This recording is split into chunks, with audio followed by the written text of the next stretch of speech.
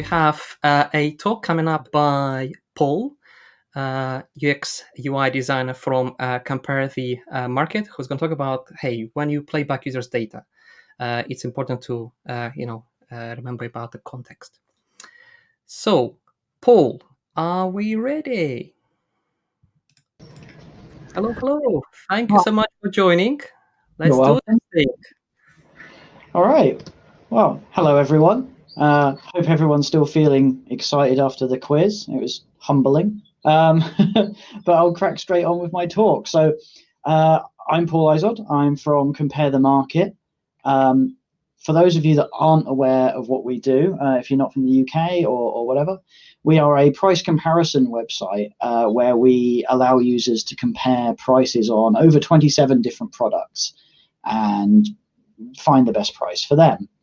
And what I'm coming to talk to you today about is actually a bit of a mystery, and hopefully it'll be quite an interesting one to sort of walk you through and how we solved it, and give you some insights that you can take away and use on your side of things for products and journeys and experiences. So let me talk you through the context of what this mystery is.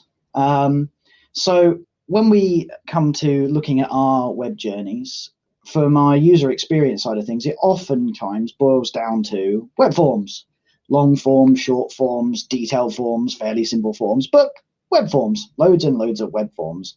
And a big part of our journey and process is trying to work out how we can make filling out those forms for our users and our customers as easy and as quick and simple as possible.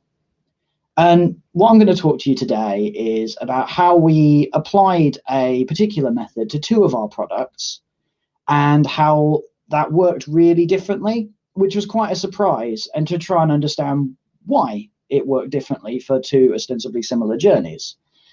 So the two products that I'm going to talk about today are our home insurance journey and our energy switching journey.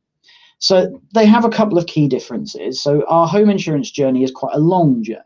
You have to enter in a lot of details and a lot of different types of details around your home and you and stuff like that. But in the vast majority of cases, users can relatively well enter most of that information off the top of their head. Whereas our energy switching journey is comparatively short. There's not as many questions by some considerable distance, but a lot of the information that we ask is a lot more specific and a lot more granular and in numeric form. And most of our users can't really enter that information offhand. Like, what does the average person know how many kilowatt hours they use for energy over a given period of time? Generally not.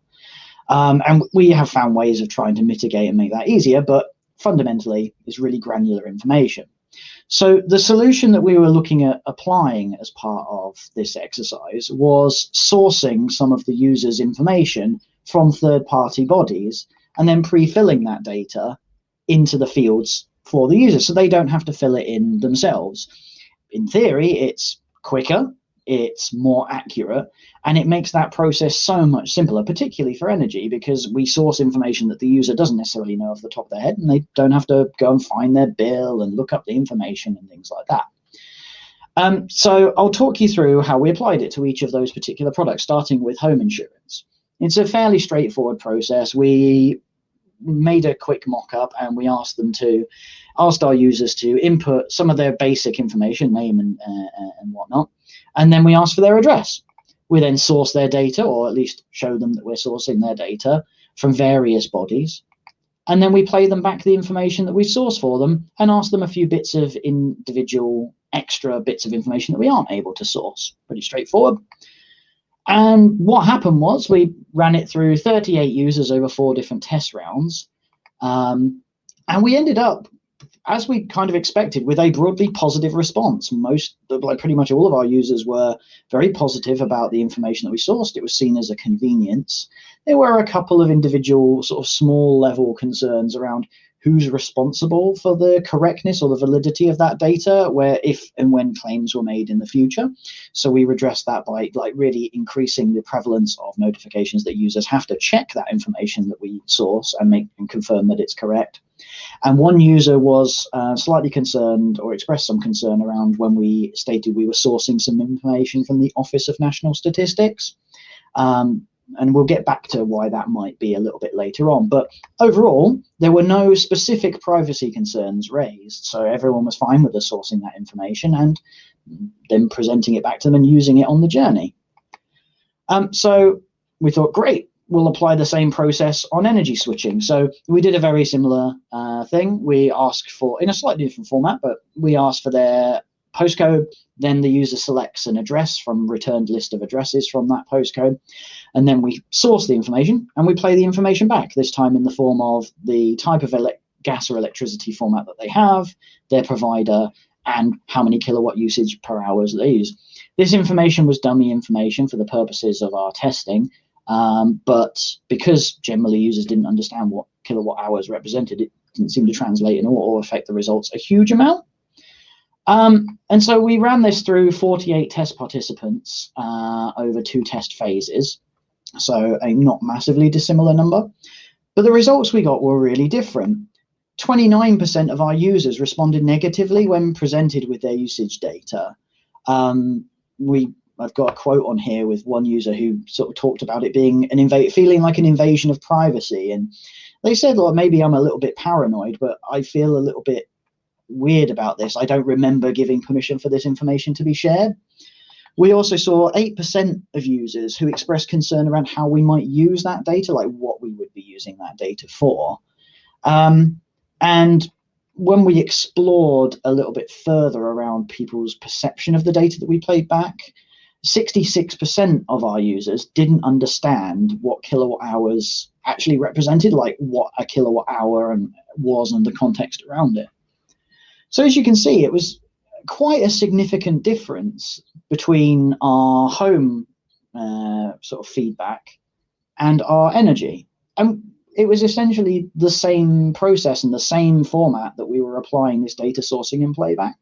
So it was quite a surprise. So I thought, well, let me try something. So I thought I'd experiment with, well, let's give users the opportunity to give us permission or not to source their data, give them ownership of that decision. So I retooled the beginning of our prototype. I added a pre-selected checkbox that basically says, yeah, you can use my address to look up the data. And then I also factored in a reactive bit of messaging. So if the user unchecks that checkbox, we say, oh, that's fine, but you will have to enter that detail manually if you want to continue down the line. And within that, provided a link to a sort of supportive supplemental modal, which gave a bit of information about like where we source the information from, just a bit of reassurance. And the idea would be to sort of pre-warn people that we're going to we're going to source their information and then play it back to them and see if we got a better result or a better impression. And it worked, sort of, in that we got 95% of our users. We ran it through 40 different users, and we got 38 of them to proceed with the checkbox checked, which is great. Unfortunately, 7 of those 38 then still reacted negatively when we sourced the data that they'd said we could source, which again was quite a surprise. So even though they'd ostensibly given us permission to source that data, they then weren't happy when we sourced the data. And what that translated to was, in this particular example, 7 of our users, so 17.5% of our users, had a profoundly negative experience. They felt alienated by the fact that we had sourced data that they weren't happy with the sourcing, for whatever reason that might be. And digging a little bit deeper around that, we asked them, like, before we sourced their data, we asked them, what data are we going to source from you? Look, what information are you expecting us to take when we say we're going to source your data? And only 5%, so 2 out of the 40, only those 2 correctly said that we would use or source their usage data in the form of kilowatt hours and provider. The remaining 95% had a wide variety of different expectations, from what claims information they'd done previously, meter type, details about their property, or the good old-fashioned, I have no idea. So what that suggested, coming out of that, is that, one, pre-selecting a checkbox isn't necessarily the most effective route of flagging up user, like what we're going to do, and gaining user permission. It probably suggests that a certain percentage of those users were either ignoring that checkbox or just scanning over it. We've all seen that sort of thing with UI, where it's sometimes difficult to actually gain users' attention and to properly interact with a part of our UI. The data expectations aspect of it also suggests that users just didn't know what we were going to be sourcing, so they didn't really know what they were agreeing to. And so a proportion of them were then getting a certain amount of dissonance between what they expected and what they got, potentially leading to that negative reaction. So I thought I'd return to the slate and have another go. So I tweaked that revised version slightly. So I added a more explicit question label, which clearly says, look up your current energy usage figures and provider from your address. Can't say fairer than that. This is the data that we're going to source. I also converted the checkbox into a Boolean yes/no toggle set, so that it's a little bit more visually clear. And I also removed the pre-selection, adding a little bit of friction to ensure that the user has to consciously decide yes or no whether we can source their data or not. And the theory being that if we consciously force the user to make a decision, while it might add that extra bit of cognitive load to the journey, it should, in theory, mean that kind of users are more conscious about what they're agreeing to. I also then additionally surfaced the supportive messaging more prominently into an FAQ accordion below the toggles, just to give that extra bit of reassurance, and retained the reactive messaging below. So if the user selects no, we flag up that that's fine, but you will still have to manually input the data. And that worked somewhat better. Around just over 83% of our users gave us conscious permission to source their data. So we did see around about a 12% reduction in the number of users who actually gave us permission.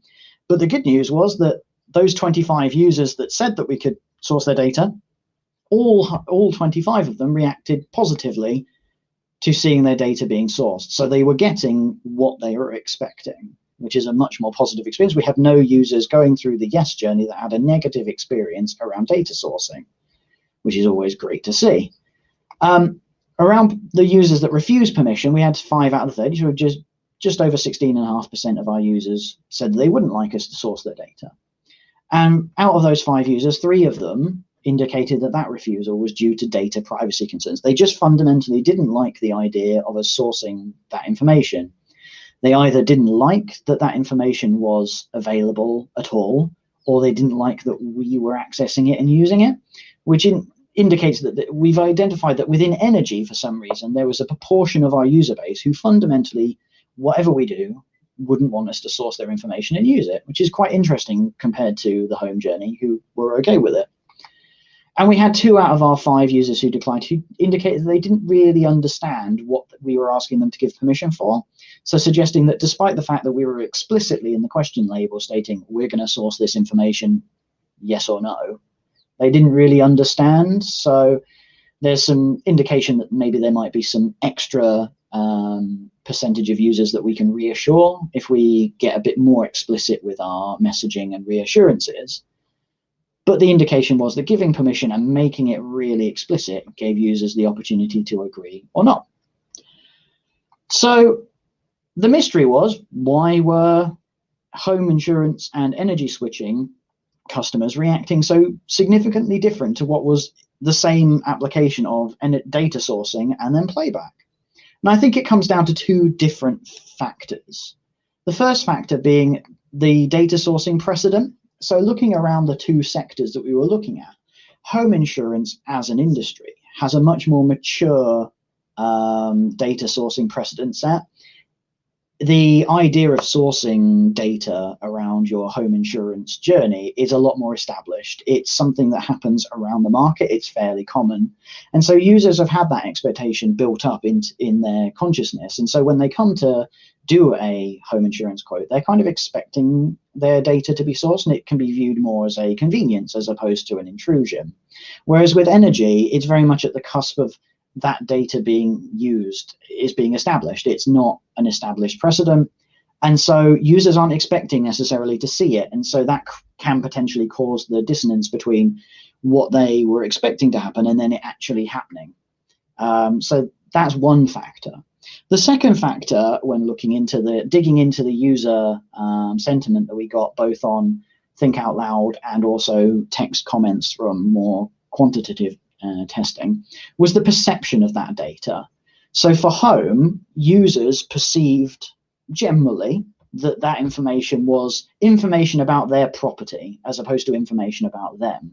So they were less protective over that data. It was about something that they owned or something that they rented as opposed to personally linked to them or their behaviors. Whereas with energy, the users expressed concern around us sourcing their data about them and their behavior and their usage. And so the usage was much more personal to them.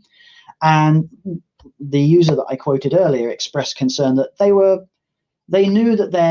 felt that their usage was maybe more than they really ought to be using. And so they said they were embarrassed that the idea that someone might be able to look up that information, and it felt a little bit, it made them feel vulnerable and it made them feel embarrassed. And those sort of emotional reactions cause a further negative reaction. And so home is a more separated, impersonal data set, whereas energy feels unexpectedly to us a more personal and behavioral data set. And so that kind of feels like the solving of the mystery, why those two different products had such a different reaction in their user bases. But what I can hear you thinking is, what should you take from this? Why should I care about this, and how is it relevant to me? Well, I kind of found 4 key takeaways from this. The first being that context is key. Users' perception of data, be it whether it's personal or impersonal, is quite key to how they're going to react to that data. And it's really interesting to think about what feels like technically data that's not actually about a person, it's about an energy supply, can actually be interpreted by a significant proportion of the user base as being personal information. And looking at how you present back that data, depending on the context, can be really important. The second is looking around pre-existing precedents that have been set. So if you're looking at presenting back user data, having sourced it from somewhere, it's worth exploring, like, how much is a user expecting this information to be presented? Is it something that they're familiar with? Has there been a pre-existing precedent for that data sourcing already been established and expected? If so, you might well be okay with just playing that data back and you'll get a positive reaction. If it's something that's going to come more out of the blue for a user that they're not expecting it, you may experience a more negative reaction. And if you do, seeking permission up front can mitigate a significant proportion of that negativity, although in some sectors, as we saw with energy, it won't necessarily entirely remove that negative reaction. So it is a really good way of looking at giving the user ownership and getting their buy-in to that particular process, and just setting that expectation so they know that that's what we're going to be doing, and you will see a reduction. And it's also potentially, where possible, worth pairing that with a dual funnel approach, as I termed it, giving users the option to opt out of sourcing their data and give them the option of manually proceeding without having their data sourced. It's quite a curious factor as part of the process with energy that we had a significant proportion of users who said, no, I don't want to source your data, but will then carry on through and manually input the exact same information. So they don't necessarily have an issue with us learning that information direct from them, but they have an issue with us sourcing that information. So you can still move that proportion of users who say no through your journey, just allow them to do it in the manner that they choose to do so. And so hopefully those 4 findings from this relatively small sample set or an example of our journeys can give you some really interesting context if you're looking at sourcing user data from an independent source and then playing it back to users and utilizing it. Hopefully it can help you avoid having some of the pitfalls that we saw in our testing process. And that is the entirety of my talk. I appreciate you for taking time to listen. There's going to be a quick Q&A session in a minute. There'll also be the opportunity to chat after the session. You can come and check us out at the Compare the Market booth, separate to this within the conference platform. If you're interested in seeing more from Compare the Market, we are on Medium. We have our own account channel on Medium. You can check it out at medium.com/compare the market. And also we're hiring. We've got quite a lot of UI UX roles in the offing and available. So if you wanted to get some more information, again, come and check us out at the booth at the conference, and we'll look forward to talking to you. And I look forward to answering any questions.